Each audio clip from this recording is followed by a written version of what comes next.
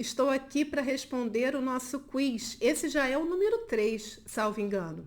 Eu aproveitei, eu apresentei para vocês no último vídeo um estudo de caso, uma situação envolvendo o seu Renato e a Fernanda. Vamos recapitular rapidamente? A dona Fernanda procurou você relatando que o pai dela, um senhor de mais de 70 anos de idade, havia sido preso e ela soube através do policial que o capturou, a prisão foi preventiva, decorrente de um crime, que eu nem disse qual era, mas eu só falei para você que esse crime, a pena em abstrato, combinada pelo legislador, é de 10 anos. Muito bem, e aí o que você faz? Você foi até o encontro do seu Renato explicou que há algum tempo atrás, 9 anos mais ou menos, ele havia se envolvido com um incidente, parece que teria praticado um delito, mas que nunca foi convocado pelo juízo para responder qualquer coisa, tanto na delegacia como no processo criminal. E aí você, não satisfeito com essa resposta, você ainda vai olhar o processo para entender por que a prisão preventiva foi decretada, né? E aí você descobre que realmente existe um processo, e aí eu até falei das datas, que eu vou repetir aqui, que a memória dessa professora é terrível.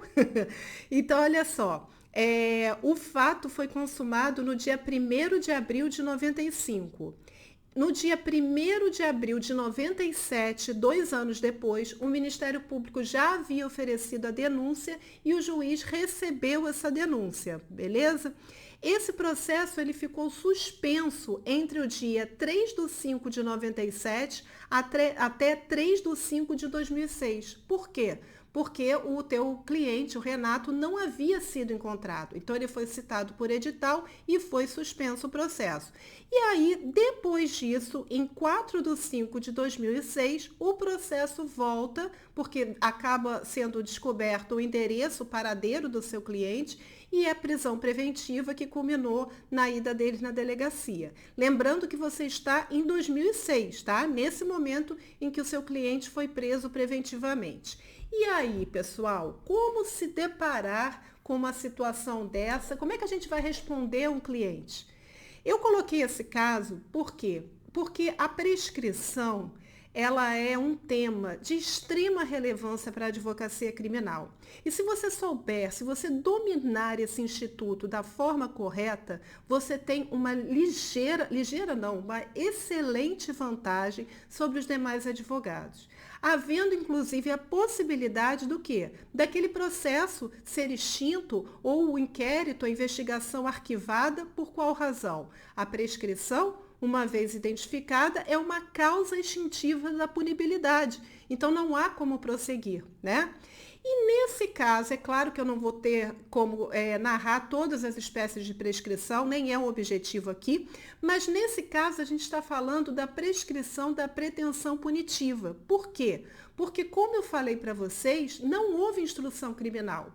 O Ministério Público ofereceu a denúncia, o juiz recebeu essa denúncia e logo depois ele acabou suspendendo o processo porque o seu cliente não foi localizado. Lembra do artigo 366 do CPP? Se você não lembra, leia atentamente, tá? Então, quando a pessoa é citada por edital, ela não é encontrada, ela não aparece, ela não tem advogado constituído nos autos, o juiz, ele suspende o processo.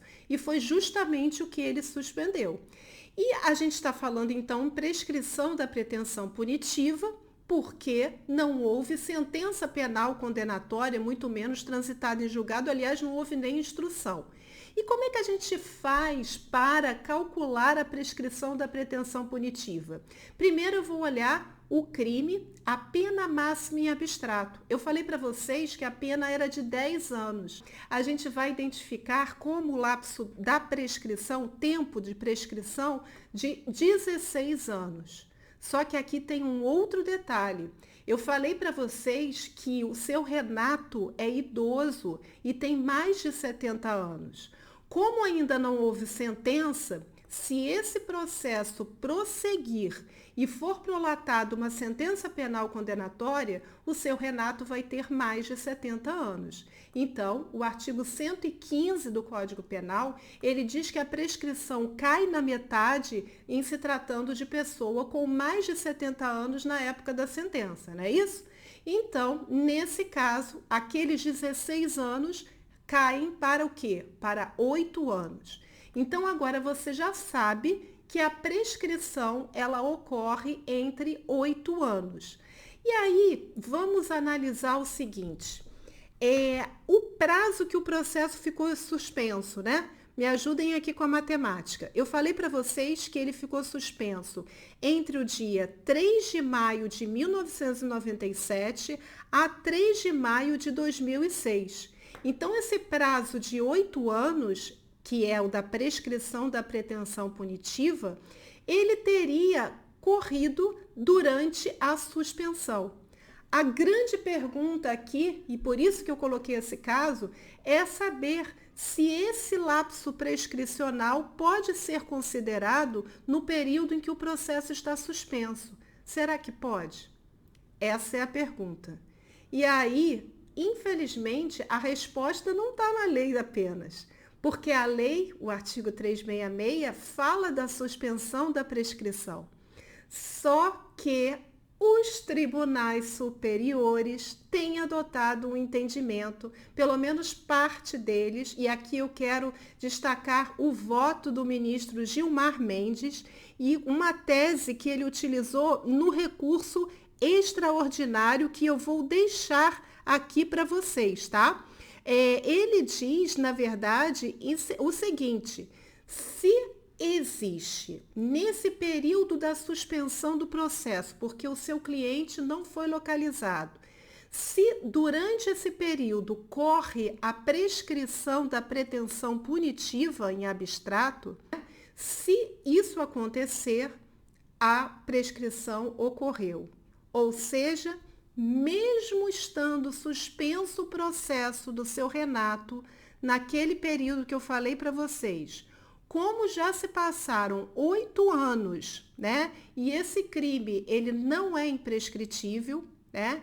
Então, está extinta a punibilidade. Esse é o entendimento do ministro Gilmar Mendes. Vocês percebam que aqui, para a gente chegar à solução do caso em concreto, a gente teve que conciliar o artigo 366 do Código de Processo Penal com todos os conceitos de prescrição de pretensão punitiva, mais o posicionamento do ministro Gilmar Mendes. Vai ter posicionamento contrário? Aos montes, mas a gente tem que buscar o posicionamento que é o melhor para o cliente e lutar. Pelo menos eu penso dessa forma. Entenderam como o buraco é muito mais embaixo? A gente precisa estar atento a isso. Nem sempre o que a lei diz é suficiente. Por essa razão que a gente não pode apenas confiar no que aprendeu na faculdade, no conceito, na doutrina. Temos que recorrer sempre à jurisprudência e à jurisprudência atual. Porque o que eu estou dizendo hoje aqui para você, hoje são 10 de julho de 2021, pode acontecer de mais tarde, daqui a um mês, já não ser a mesma coisa. Então, muito cuidado com isso, tá bom? Eu espero que você tenha gostado. Esse foi um pouquinho mais complexo. Estudem prescrição. Se quiserem que eu continue com o quadro, coloquem aqui, tá? E, beijo grande, até a próxima oportunidade. Fica com Deus. Tchau.